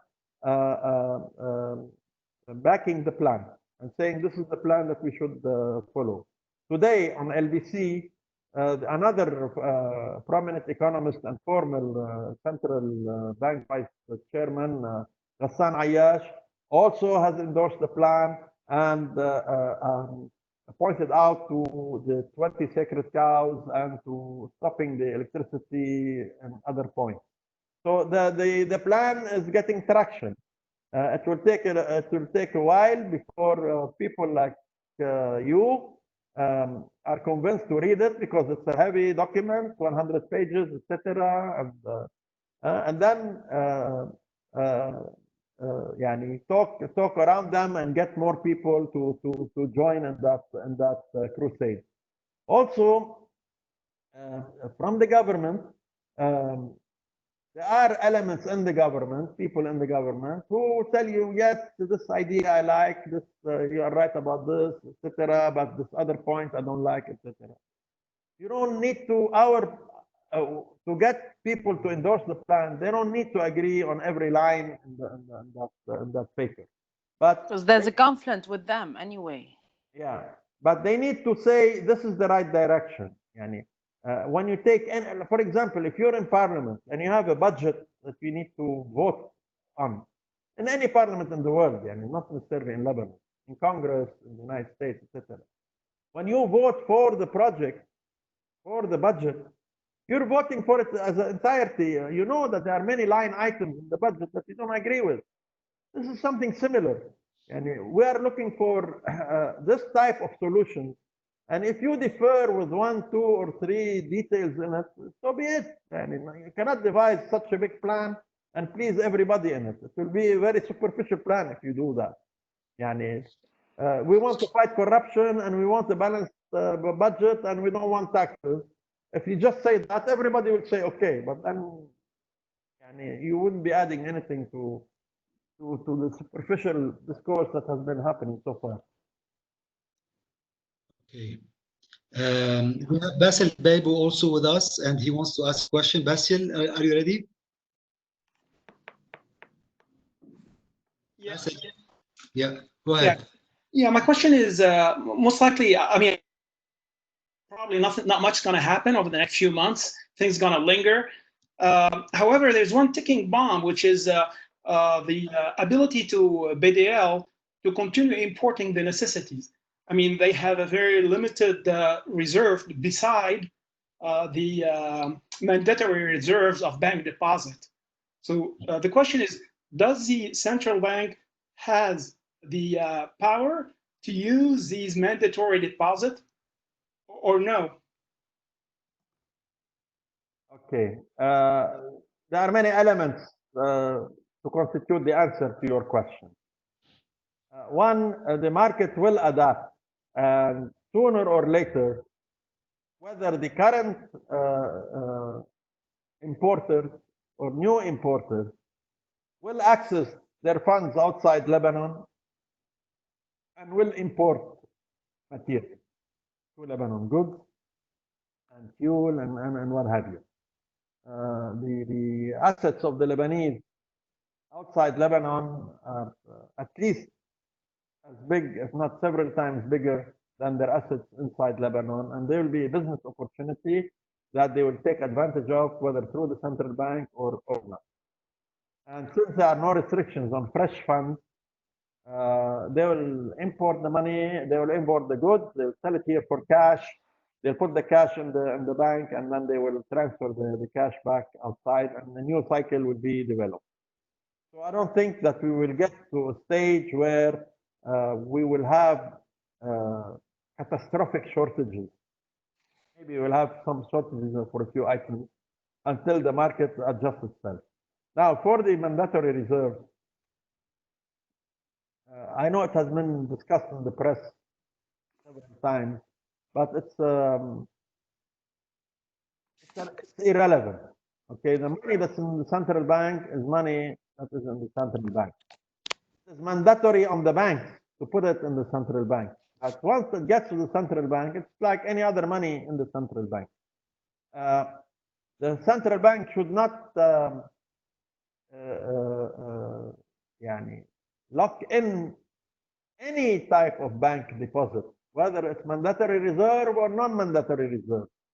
So if it had locked the bank's money that is not covered by mandatory reserve, it can also lock in the money of mandatory reserve. I'm not advocating for that, but it can do that. There is nothing really that can prevent it physically from doing it, except maybe the only nuance, legal nuance between the mandatory reserves and the rest of the deposit is that the rest of the deposit, the bank willingly put it in the central bank.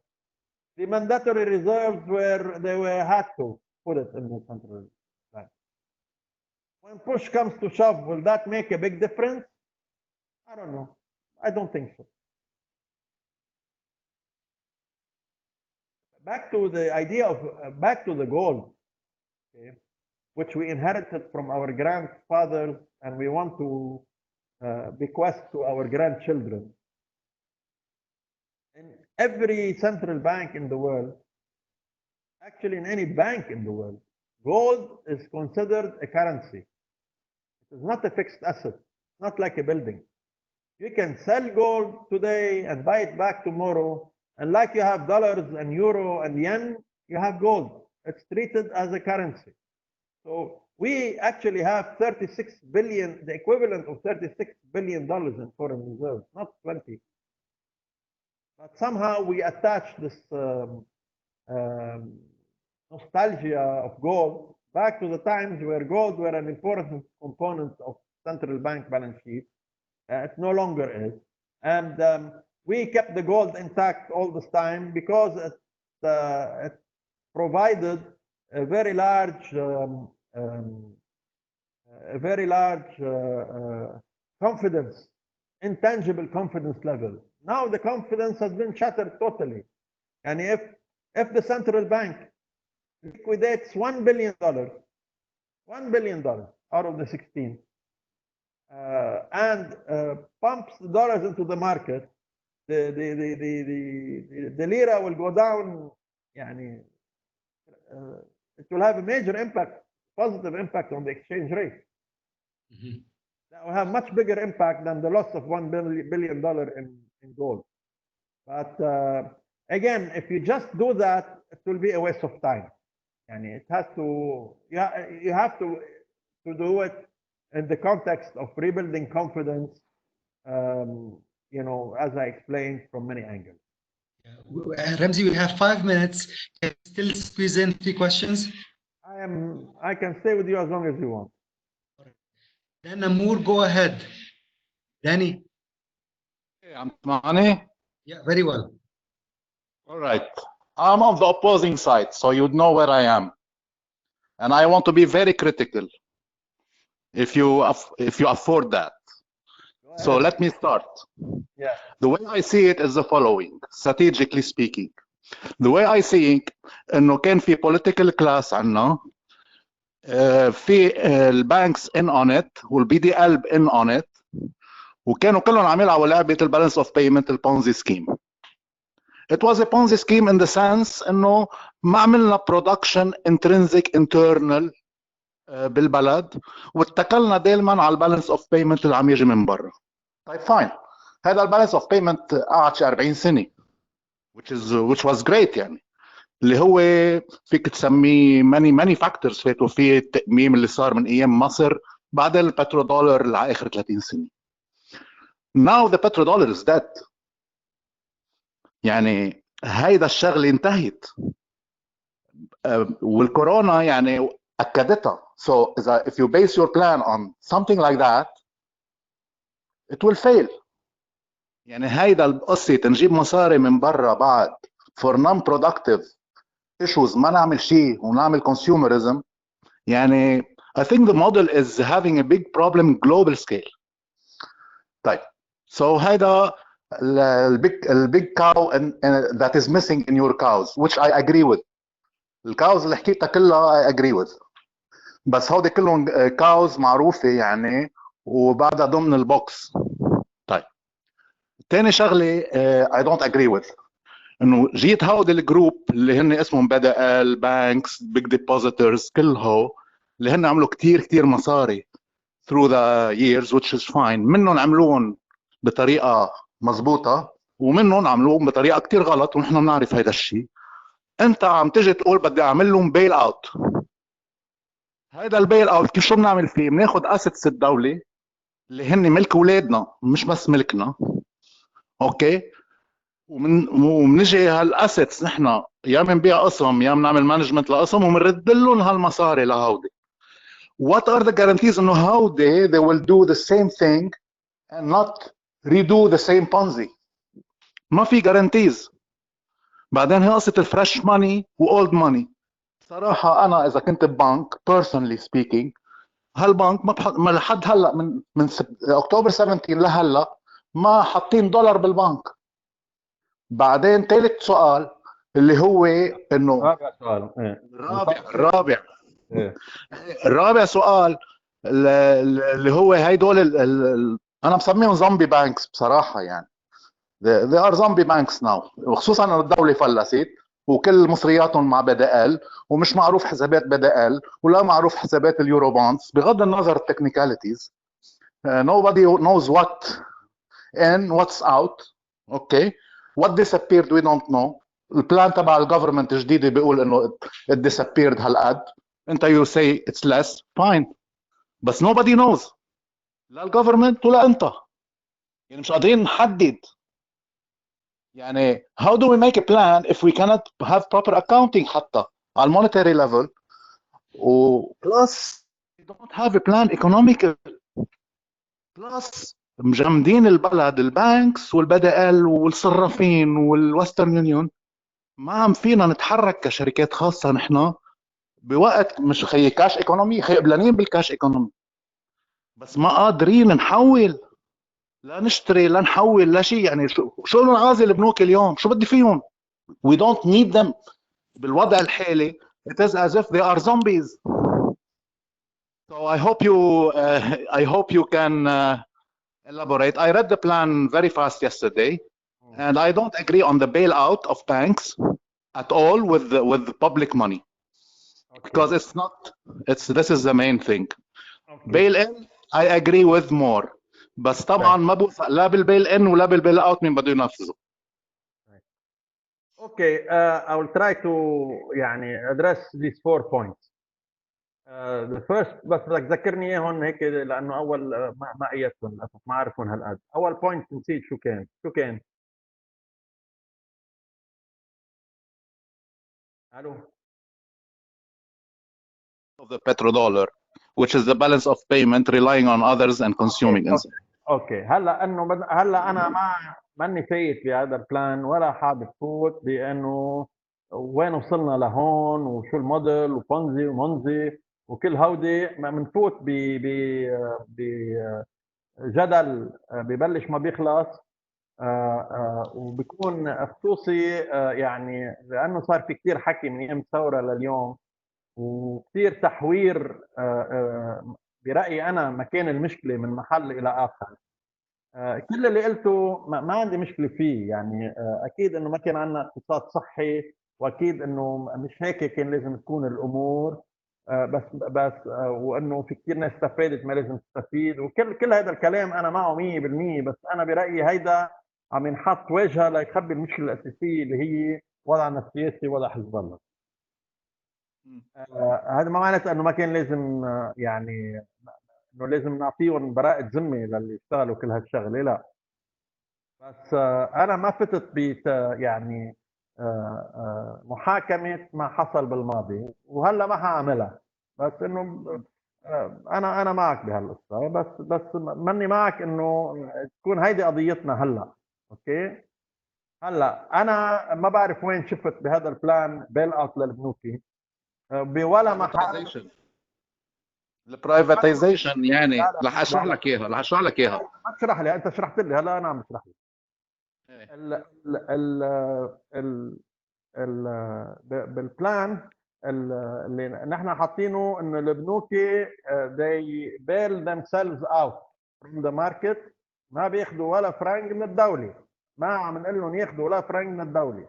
لشو عم تعمل الفند الهولدنج لشو؟ اذا بتقرا البلان لان قلت لي قريته بسرعه محطوط بكل التفاصيل شو بيصيروا بالمصريات بالبنك تبع الفند ولا فرنك منه بيروح للبنوك. اوكي البرايفتيزيشن لازم تنعمل حتى لو وضعنا فوق الريح لانه ما شغله الدوله لا تمشي تليفونات ولا تمشي كهرباء ولا يكون عندها عقارات منا عاوزتها ولا يكون عندها شركه طيران ولا شيء. هذا الموديل تبع الخمسينات وما قبل خلص من زمان. فبكل الاحوال if you want to run a sound economy كل هالاشياء بتصير بايد القطاع الخاص. الارباح تبعها بتغذي الدوله بصير عندها ارباح بصير عندها much bigger tax base بيكون في better service بيكون في room for investment بتحسن الامور بيكتر بيصير عندك budget surplus. البادجت surplus هيدا تستعمله لترجع تقوي مصرف لبنان وتسدد ديونك والى اخره. ما ابدا عم بقول بتبيع ستيت اسيت والمصريات تاخذهم دغري بتعطيهم للبنوك. انا ضد هالشيء طبعا ونوير ممكن تصير لا بلبنان ولا بغير لبنان واكيد منا بالبلان تبعك. شو كانت ثالث نقطه؟ هلا نحن الخبره عندنا بالبرايفتيزيشن اسم الله كثير قويه يعني. نحن هيدي البوينت يعني انه what to privatize how to optimize is something what happens in reality is something else, you know that. So في عندنا كثير mistrust بهالخبريه. مزبوط. مشان هيك نحن اقترحنا انه هذا الموضوع يكون مدار من قبل انترناشونال ستيرنج كوميتي. ليش ما في عندنا honest people هون يعني؟ ليش بدي انا انترناشونال؟ انت برايك الانترناشونال منهم كورابت كمان؟ ممكن يكونوا لبنانيز انترناشونال بيبل يعني بس انه عم بحكي انا كمؤسسات يعني مؤسسه مثل اي اف سي مثلا مؤسسه مثل الاي بي ار دي ممكن تضفي يعني تجارب لها عملتهم بغير بلاد بلس ناس من عندنا نحن كمان وممكن يكونوا لبنانيه بيشتغلوا بهيك مؤسسات. بدنا اوفر سايت يعني سترينجنت كثير بهذا البلان كثير. انا خليني اقول لك شغله ما حتعجبك بس معلش. اذا بتجيب علي بابا وال40 حرامي وبتقول لهم يديروا هودي المؤسسات بضل 100 مره احسن النتيجه من الطريقه اللي هلا عم تندار له. بس ما عم بدعي انه جيب علي بابا وال40 حرامي بس there are many ways to do this especially if you have a strategic operator and you have a large base of shareholders يعني في كثير تجارب ايجابيه بالدنيا، مش كل التجارب البرايفاتيزيشن سلبيه، بالعكس التجارب الايجابيه اكثر من التجارب السلبيه. في هيك وفي هيك، بس في هيك وفي هيك. لا تيجي تقول انا ما هعمل برايفاتيزيشن لانه اي بي سي دي، هون بنبلش نختلف وما حلاقي كومن جراوند انا وياك. بتقول لي بلا بدنا نعمل برايفاتيزيشن، let's find the best way to do it and the quickest، اهم شيء the quickest way to do it. بقول لك ايه خلينا نحكي كيف. يعني ليك لاقول لك شغله، انا بشتغل كونسلتنت بالببليك سيكتور، وانا بحياتي ما اشتغلت مع ببليك سيكتور يعني until lately. basically الصعوبات اللي شفناها public و private is beyond imagination. يعني on the ground عم بحكيك، من ال NGOs لل private companies لل private contractors للمؤسسات. It was a disaster. يعني we have an across the board system failure across the board. البرايفت مثل الببليك يعني ما شف سو هاي وقصه البرايفتايزيشن نجحت بعده بلدان وبلدان ما نجحت. هذا وين سو بلبنان ناجحه. نحن بلبنان السمول تجارب بالبرايفتيزيشن اوكي كانت ناجحه. لا لك شو الخطر فيها، بس لا لك شو الخطر فيها. في إلها محلات يعني فيها فجوات اكيد، بس انا بعتبر انه تجربه السلولار بلبنان بالرغم من كل الفجوات السيئه جدا كانت ناجحه. بعتبر انه كهرباء زحله بالرغم من نقاط الضعف كانت ناجحه. موضوع السوق الحره ببيروت بالرغم من كل الحكي اللي طلع عليها جزء منه صحيح جزء منه منه صحيح كانت ناجحه.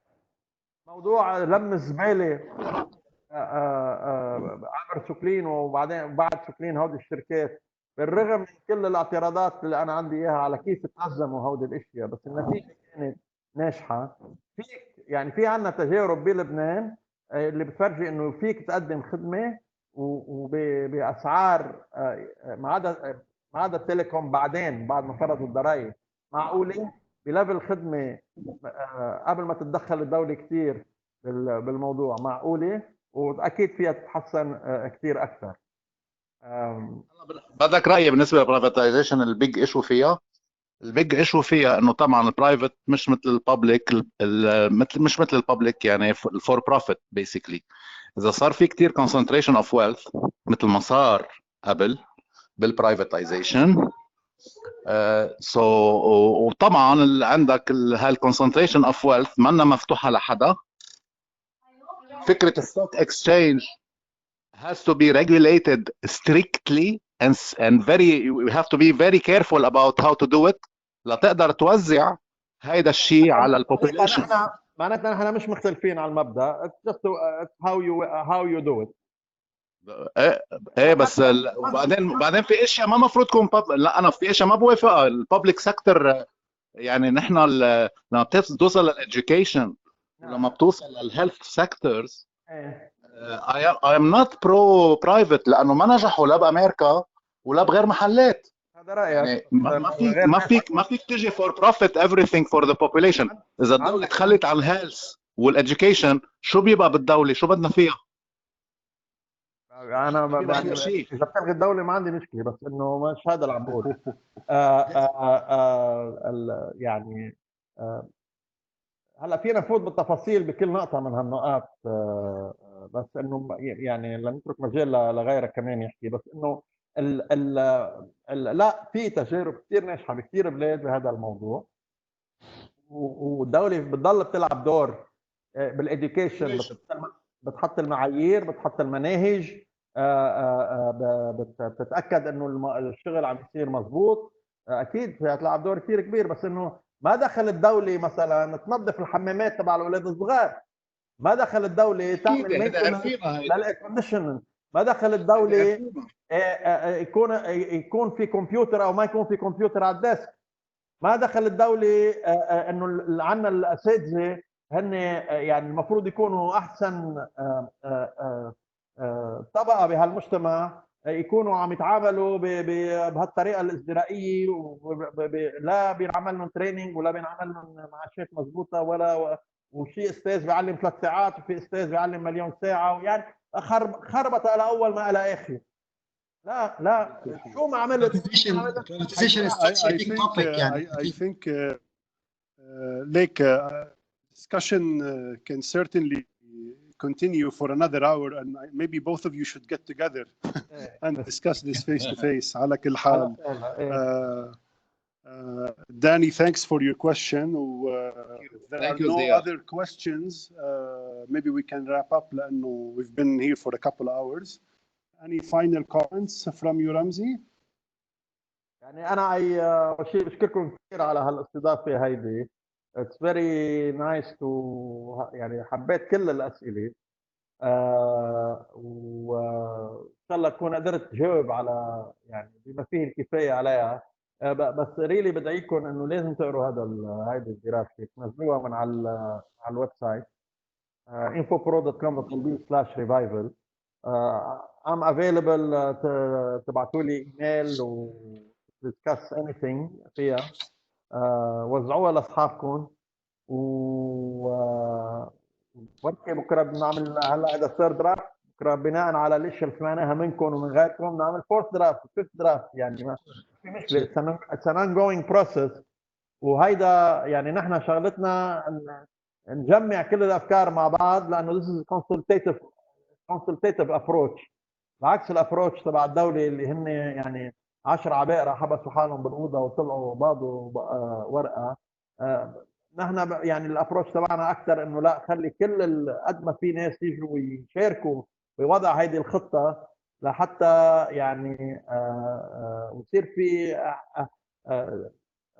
ديسكشنز مثل هيدي اللي هلا انتم دعيتوا عليها. هذه كثير منيحه، يعني خصوصي الاشياء اللي قالها دان هلا اخر شيء. بالعكس يعني لازم واحد يطرح هالمواضيع على الطاوله لحتى يبدد كثير من المسبشنز الموجوده بالسوق. Okay, great. I think we should wrap it up. We ran out of time. Ziad, last word for you before we finish. No, I was just going to say, I just wanted to thank Ramzi for the time, the powerful presentation, the lively Q&A, and everybody who participated, including you, Nadim, Gabi, Hani, and Cisco for hosting us so kindly and opening it up for everyone. This is a very important topic because it impacts every sector of our economy. Yani whether you're in services or you're in production or whether you're in any business, so this is called the ICT roundtable. A lot of things that we do are going to be impacted by what this government does, what measures it takes, and hopefully there are going to be more consultations going forward that are passed back and forth to the government and different viewpoints, like we witnessed at the end between Danny and Ramzi. Again, I would like to thank everyone who participated in the audience, whether also with chat or just listening or sending the questions in live in person. Nadim? Many thanks, Ramzi, really for sharing your plan and appearing with us today. This has been very nourishing and extremely exciting discussion. Thank you. Thank you, Lalak. We will definitely download the plan, read it again, and send you the questions. Thanks a lot to you, Ziad, to Gabi, to Hani, to George, all of the participants who came with us today. And stay safe. Siyam Maqbool for those observing, and to another event. Thanks. Thank you, everyone. Bye. Thanks. Thanks, everyone. Bye-bye. Bye. Bye bye.